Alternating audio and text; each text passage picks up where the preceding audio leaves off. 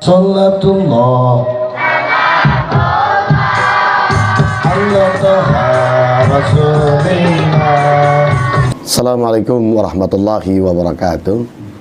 Alhamdulillah wassalatu wassalamu ala rasulillah Sayyidina wa maulana Muhammad ibn Abdillah wa ala alihi wa sahbihi wa mawala amma ba'du. Baik para pemirsa yang dirahmati oleh Allah Subhanahu wa Ta'ala, kembali lagi bersama Elang Al-Magnumi. Kebetulan pada pagi hari ini saya akan menghadiri dan menyaksikan akad pertikahan daripada keponakan Kiai Haji Salman, pimpinan Pondok Pesantren Al-Fitrah ya, yang akan ditikahkan itu yaitu Siti Aminah ya, Siti Aminah. Dan kebetulan di samping kanan saya adalah Kiai Salman, dan juga kebetulan ada Bapak Kepala KUA Kecamatan Gekbrong ya, alhamdulillah, yang akan memimpin dan memandu akad pertikahan. Salatullah ala taha rasulillah. Salatullah ala yasin tawassalna bibis wa bilhaqi wa kulli mujah bi ahli ya Allah. Ya sadaya jamaah doa mugi ijabah. Ya sadaya jamaah doa mugi ijabah. Siksa dering angkat jarak kamu pasar Madinah. Salatullah ala taha. Salatullah ala yasin amin.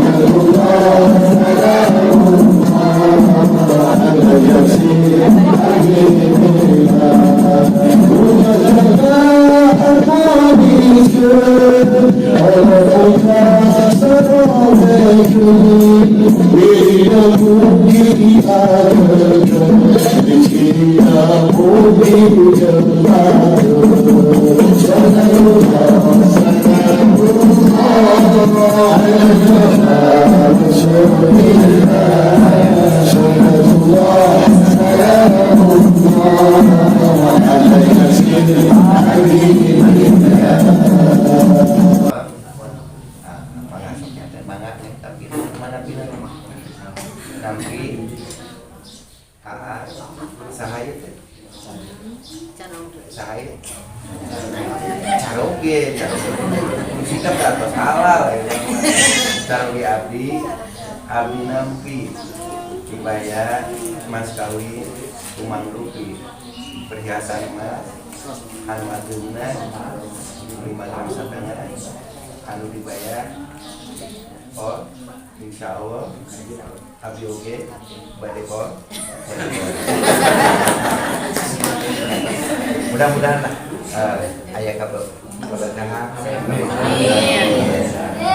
Sok atas semangat. Sules.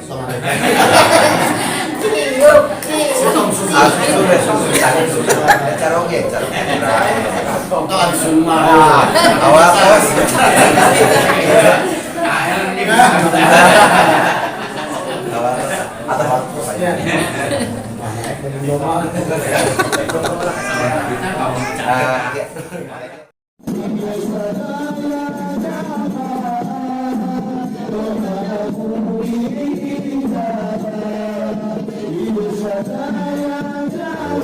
pernikahan, karena kita tahu bahwa pernikahan itu adalah merupakan sunnahnya Nabi Muhammad SAW, yang sebagaimana dimaklumi bersama bahwa Rasulullah SAW bersabda, an-nikahu sunnati paman rogibaan sunnati falaisa minni. Nikah itu adalah merupakan sunnahku, kata Nabi. Barang siapa yang tidak suka atau tidak menyukai akan pernikahan, akan sunnah Nabi itu, maka tidak disebut golongan Nabi ya. Pernikahan ini adalah merupakan amrun adimun ya, sebuah perkara yang besar ya, karena menghalalkan dari yang haram ya, tentunya di sana. Nah, pernikahan juga ini mempunyai sebuah tujuan. Yang pertama, kata ulama itu wa maqasidun nikah salah satu ya. Tujuan nikah itu ada 3. Yang pertama hibdun nasli, yaitu menjaga keturunan. Jangan sampai generasi kita atau umat Nabi ini banyak anak di luar pernikahan ya, Pak. KUA. Nah, makanya di sini KUA dalam bidangnya dan juga para kiai selalu menghimbau kepada anak-anak muda yang sudah punya bekal ya, yang sudah pengen nikah, sudah ingin punya keturunan, nggak bisa menjaga, itu hukumnya wajib ya, kata ulama. Jadi seorang laki-laki atau seorang laki-laki yang sudah mapan, dia mau nikah, kalau tidak nikah ini membahayakan, maka hukumnya wajib gitu ya. Maka kata Nabi, ya masyarus sabab manis tata'a minkumul ba'at falyatajawaz ya. Jadi ini diseru oleh Nabi kepada anak-anak muda yang sudah mempunyai bekal, sudah mampu untuk menikah, maka menikahlah. Maka dengan menikah itu yang kedua tujuannya adalah ikhrajul ma alladhi yaduru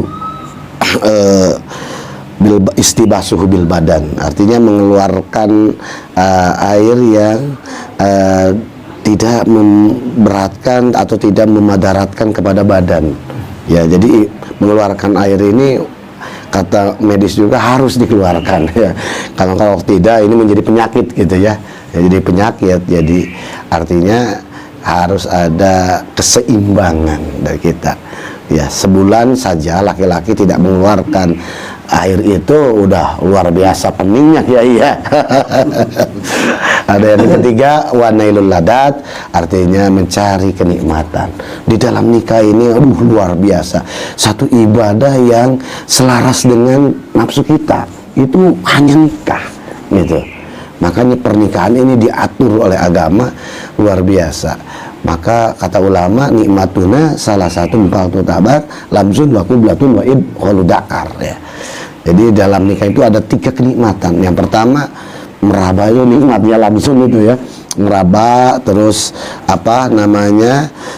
kublah mencium, dan yang ketiga wa idkhulud dakar, artinya memasukkan barang laki-laki kepada barang perempuan. Itu sungguh luar biasa nikmatnya. Jangankan anak-anak muda sekarang ini yang sudah tua-tua saja pengen lagi, yang sudah nikah banyak anak pengen lagi nikah gitu ya, poligami. Cuman kalau di dalam negara itu diatur ya poligami itu ya, itu urusan urusan kenegaraan, urusan kebangsaan, ada aturan-aturannya. Para pegawai ini harus punya izin dari istri, terus yang punya dari atasan juga ya, itu aturan dari negara. Kalau kiai enggak ya, enggak ada coretannya, enggak ada dalam satu kitab atau nas Al-Quran, hadis yang mengharuskan suami izin kepada istri gitu ya. Kalau poligami ya sah-sah saja, nggak usah izin. Kalau di dalam agama ya beda lagi dengan perspektif negara gitu ya. Nggak usah kiai kalau mau poligami, kiai nggak usah izin. Emang istri kita itu majikan kita? Bukan atasan kita, nggak bisa. Ini sunahkan. Makanya dalam Al-Quran itu fankihu ma tobalakum minan nisa gitu ya. Baik, itu yang bisa saya sampaikan. Kita dengarkan ya nasihat dari kepala urusan agama Kecamatan Geprong. Kita ingin tahu bagi para pemuda-pemudi betapa pentingnya pernikahan ini dan aturan-aturan apa yang mesti dilaksanakan, syarat-syaratnya untuk nikah itu menurut agama harus berumur berapa, menurut negara harus berumur berapa, apa syarat-syaratnya, bisa didaftarkan di KUA atau di yang lainnya. Kita dengarkan dari Kepala KUA.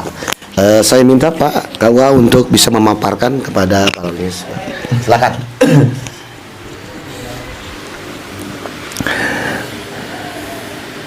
Assalamualaikum warahmatullahi taala wabarakatuh. Waalaikumsalam. Alhamdulillahirabbil alamin wa bihi nasta'inu ala umuri dunya waddin wassalatu wassalamu ala asrofil anbiya'i wal mursalin wa ala alihi washabihi ajmain amma ba'du. Faqala Allah ta'ala fil Qur'anil Karim ay asdaqul qailin a'udzu billahi minasyaitonir rajim bismillahirrahmanirrahim. Wa min kulli syai'in khalaqnahu zawjaini la'allakum tadhakkarun al-ayah. Wa qala ta'ala wa min ayatihi an khalaqalakum min anfusikum azwajan litaskunu ilaiha wa ja'ala bainakum mawaddatan wa rahmah inna fi dzalika laayatil liqaumin yatafakkarun. Wa qala Nabi sallallahu alaihi wasallam ayat hadis an-nikahu sunnati pamalam ya'mal bi sunnati falaysa minni amma ba'du. Yang pertama-tama dan yang utama, mari kita sama-sama memanjatkan puja dan puji syukur kehadirat Allah Subhanahu wa taala karena berkat kudrat, iradat dan inayahnya. Alhamdulillah pada saat ini saya dengan Pak Ustadz Salman, dengan Pak Kiai, Pak Haji Elang Almadumi. Elang Almadumi. Elang Almadumi. Alhamdulillah sudah merupakan suatu puji syukur kehadirat Allah bisa bersilaturahmi dengan ya di sini dengan alhamdulillah dengan Pak Ustadz Pak Haji Salman dan dengan jamaah yang alhamdulillah Bapak Wali juga ini yang akan menikah. Alhamdulillah bisa bersilaturahim dan atas berkat izin Allah lah kita pada saat ini pada majelis ini bisa bertatap muka, bermuwajah, yang mudah-mudahan ini menjadikan suatu wasilah berkah ya, perantara akan turunnya maghfirah, rahmat dan maghfirah Allah Subhanahu wa taala. Amin ya Allah ya rabbal alamin. Lalu tak lupa juga salawat serta salam semoga dilimpahkan kepada junjungan kita baginda alam Nabi besar Muhammad sallallahu alaihi wasallam. Penghulu alam juga kita sampaikan, yang mudah-mudahan tak lupa juga kepada keluarga-keluarganya, kepada para sahabat-sahabatnya, tabi'in, tabi'atnya, dan mudah-mudahan kita yang menjadi termasuk menjadi umatnya sampai yaumul akhir. Amin ya Allah ya rabbal alamin. Alhamdulillah, sebagaimana kita telah dengarkan bersama begitu banyak tadi sudah dijelaskan tausiah daripada masalah pernikahan yang sudah dirinci tadi, apa itu pernikahan, bagaimana hukumnya pernikahan, dan juga ini makna daripada arti dari sebuah pernikahan itu sendiri. Memang pernikahan ini adalah merupakan sebuah amrun adimun dari daya, suatu perkara yang sangat agung, suatu momentum peristiwa yang sangat bersejarah juga, yang akan menjadi suatu pertanyaan kelak di kemudian hari oleh anak cucu kita. Siapa orang tua kita, siapa ibu kita, siapa keturunan kita, nasabnya itu sampai ya, inilah yang kenapa pernikahan ini adalah suatu peristiwa yang agung, juga adalah suatu yang diatur tata caranya ini dengan begitu detail oleh syariat agama kita. Bahkan Al-Quran juga ini mengandung Al-Quran yang 114 surat, 6.660 ayat dan 30 juz itu, kalau kurang lebih itu 1/3 ini mengatur masalah keluarga ini. Ini dari mulai fikih munakat ini 1/3 dibandingkan dengan fikih muamalah, fikih siasa, fikih jenayah, fikih ini saking mendapat suatu kedudukan makom yang sangat luar biasa. Jadi dari Al-Quran ini relevan sesuai dengan fitrahnya manusia ini, sehingga kenapa harus diatur rukun dan syaratnya, kenapa ini syaratnya tidak boleh kepada, sebagaimana dijelaskan juga ini, hurrimat alaikum ummahatukum wa banatukum wa akhawatukum, karena ini laqad khalaqnal insana fi ahsani taqwim, karena manusia ini diciptakan oleh Allah Subhanahu itu dalam bentuk yang sebaik-baiknya, yang sempurna, beda dengan makhluk yang lain. Kalau makhluk yang lain juga pernikahan ini adalah sebuah fitrah juga, ya bisa kita kenal dengan makhluk Allah yang lain, seperti binatang juga mengalami peristiwa pernikahan, tumbuh-tumbuhan juga mengalami suatu pernikahan, namun aturannya tidak diatur tata cara syariatnya, tidak rukun dan syaratnya. Beda dengan manusia. Kalau hewan itu anaknya sama ibunya boleh, bapaknya dengan anaknya boleh. Kalau seandainya manusia tidak diatur tata cara seperti itu, seakan hayawan. Nah, ini yang kenapa sampai sedetil itu. Bahkan ya puji syukur alhamdulillah bahwa tadi juga sudah dijelaskan bahwa pernikahan ini adalah suatu perkara yang besar, juga suatu yang nikmat juga sekali. Ini tidak terlupakan kita manusia, mau tidak mau. Bahkan Nabi juga mengatakan bahwa ini adalah sunnati, barang siapa yang membenci kepada perkara itu, mandrogibaan sunnati falaisa, maka dia tidak akan termasuk sunnahku. Bahkan kalau kita besok lusa mau hari kiamat, kita ada kesempatan untuk nikah, maka nikahlah. Ini saking bahwa syariat agama kita ini sangat antusias, sangat mementingkan masalah pernikahan. Bahkan tadi juga ini perkara ibadah yang sesuai dengan nafsu kita ini, kadang-kadang yang sudah satu juga ini tadi pinjam namanya lagi panggil mata balakum minani sama sulasa. Ini ada sebuah anekdot ya Pak Kepala KUA. Iya. Kalau istrinya 2 itu men. Kalau istrinya 3 trimen. 4 superman. 1 cemen. Kita orang kalau orang yang satu itu orang yang kepenakut gitu. Minal khaifin. Pain hibtu ala ta'dilu, kalau apa wahidah cukup 1. Ya, memang ini ini aturan. Alhamdulillah puji syukur di negara kita juga syariat pernikahan ini begitu diatur. Negara ini bukannya melarang masalah pernikahan, Ustadz, cuma mengatur tata caranya untuk kemaslahatan. Karena yang namanya abdi negara, abdi itu masalah penghasilannya itu Pak Ustadz ya, Pak Kiai, itu ada aturannya gitu. Itu seolah-olah jangan sampai masalah dari segi minimal standar itu dari segi materi ini jangan sampai tidak ada indikator keadilan itu.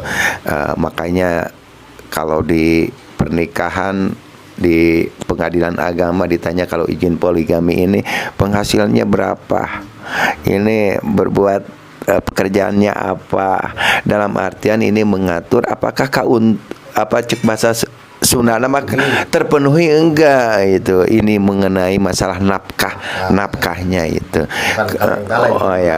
Mulai A dan B dia 1 2 itu luar biasa. Karena dalam Al-Quran juga ini pernikahan kenapa selalu diatur, baik itu usia pernikahan.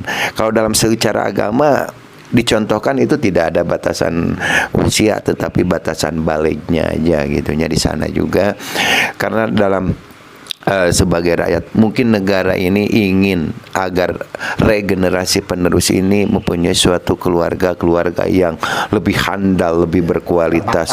Ya, ada perempuan dan laki-laki dengan aturan yang baru ini adalah 19 dengan 19 tahun.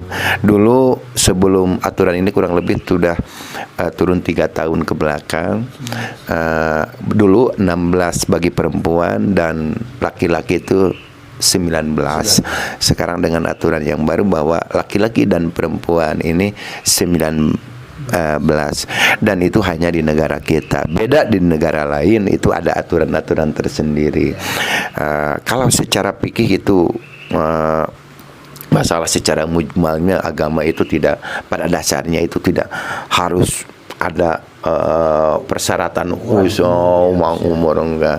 Tetapi dalam aturan negara kita, tata negara di negara kita khususnya negara NKRI, Negara Kesatuan Republik Indonesia, itu memang ada aturannya seperti itu. Dalam artian ini menjaga dari kedewasaan mungkin dari kedua calon mempelai ini. Dan memang ini dari mulai tingkat umurnya, dari mulai tingkat pola pikirnya, dari mulai tingkat pengetahuannya juga. Ya, mungkin juga relevan dengan ayat Al-Quran, waliyahsyalladi lautarakum min khalfihim duriyatan diafan. Jadi janganlah kalian ini meninggalkan kelak di kemudian hari ini generasi-generasi yang lemah. Kalau sudah generasi yang lemah ekonomi, lemah ilmunya, lemah agamanya, kita akan menjadi budak-budak daripada orang-orang yang berpengetahuannya yang lebih maju. Berarti kita juga termasuk orang yang zalim ketika kita meninggalkan dengan generasi yang lemah. Iya betul, termasuk itu. Karena Islam itu ya'lu wa la yu'la alai, dan Allah, Rasulullah kita ini, Allah juga lebih mencintai kepada orang-orang yang kuat, yang hebat. Jangan sampai, karena Islam ini pernah menjadi suatu ya telah dibuktikan oleh Nabi kita ini sampai menguasai dunia oleh para pemimpin-pemimpin seterusnya pada khalifah-khalifahnya ini. Nah, kenapa Islam ini sampai mundur begitu? Seperti kita kenal dengan khalifah di Turki Utsmani itu sampai berapa ratus tahun Islam itu bisa menguasai, bisa menginspirasi kepada negara-negara barat, negara-negara timur. Karena apa? Karena Islam itu tinggi ilmunya apabila dia ini umatnya ini bisa megang kepada ajaran Islam itu sendiri. Jadi, tetapi Islam mundur ketika Islam itu jauh daripada syariatnya. Ini yang harus disiapkan oleh negara kita ini. Memang jangan sampai Islam ini, umatnya ini jauh dengan agamanya. Karena ya sudah kita tahu, kalau kita sudah diakui oleh beberapa ilmuwan, oleh beberapa penemu, Islam itu yakin dengan hakul yakinnya ini menjadi suatu agama syariat yang betul-betul dijaga oleh Allah Subhanahu wa taala. Ini akan menjadi agama yang penutup daripada umat-umat yang sebelumnya. Dan ayat Al-Quran juga mengatakan kuntum khaira ummatin ukhrijat linnas ta'maruna bil ma'ruf wa tanhauna. Karena bukan tugas kiai, bukan tugas ustadz ini amar ma'ruf nahi munkar, adalah tugas semua umat. Karena jangan sampai generasi muslim ini ya terhadap masalah kemungkaran ini apatis, cuek, tidak mau tahu karena mungkin juga Pak Ustadz Japik orang yang maksiat di sana adabnya itu sampai ke berjamaah kan gitu. Inilah ya kenapa ada aturan fardu ain, kenapa ada aturan fardu kifayah. Ini adalah menandakan bahwa Islam ini berjamaah ini betul-betul, karena dalam satu hukum ini ada fardu kifayah, ini kesolehan sosial. Kita contoh mengurus jenazah aja, kalau satu kampung tidak ada yang mengurus, dosanya dosa semua. Inilah yang saya di sini dari segi pernikahan kembali bahwa akan terbentuk negara baldatun thayyibatun warubun ghafur apabila masyarakatnya sudah soleh, dan masyarakatnya sudah dibentuk ini juga oleh keluarga-keluarga yang soleh juga. Untuk terakhir, kiat-kiat menjadikan rumah tangga yang sakinah, mawadah, warohmah itu seperti apa menurut Iya, di era sekarang kiat-kiat menjaga agar generasi menjadi samawa, ini generasi yang sama, sakinah, mawadah dan warohmah. Yang pertama, untuk calon pengantin ini ya betul-betul harus dipersiapkan dari ilmu agamanya, juga dari fisiknya. Dalam artian jangan sampai ini baru 12 tahun keluar SD sudah hamil, sedangkan teman-temannya masih sekolah, sedangkan dia sudah baru kemarin dia anak sudah jadi ibu. Nah, ini juga di samping ini ditambah lagi dengan istilahnya adalah usaha yang dia peroleh, yang dia hasilkan untuk menafkahi daripada nanti kelak istrinya. Ya, lamun cek bahasa Sunda mah pesak fisik pasekeuna tah gitu. Ini juga sekarang ini kita harus, para calon pengantin ini disiapkan dari ilmu agama dan drigamanya, baik ilmu agama dan ilmu dunianya.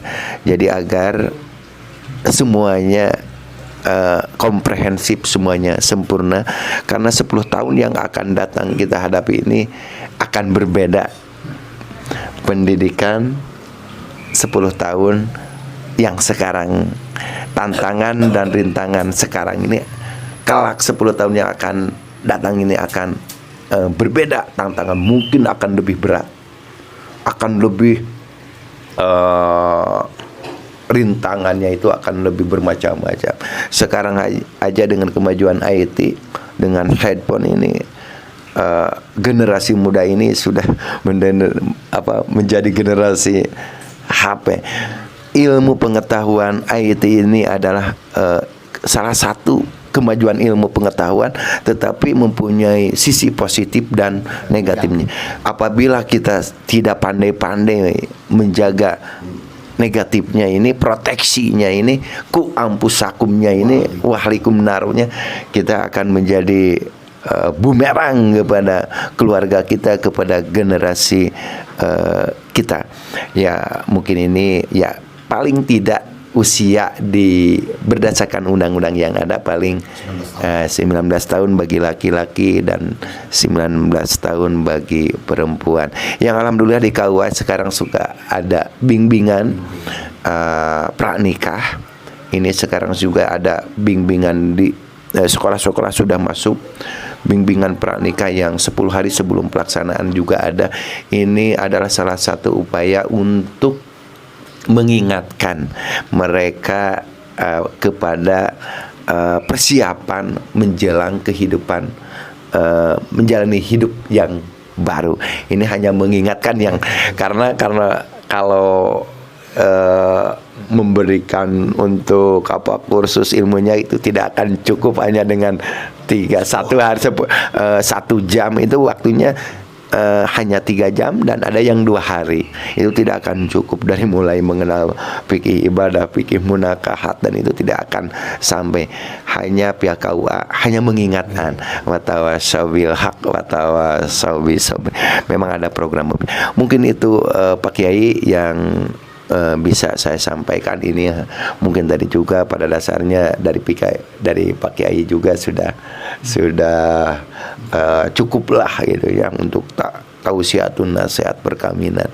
Mungkin itulah hanya sedikit dari saya, kiat ataupun tata cara atau rukun dan syarat yang dilihat daripada kacamata negara.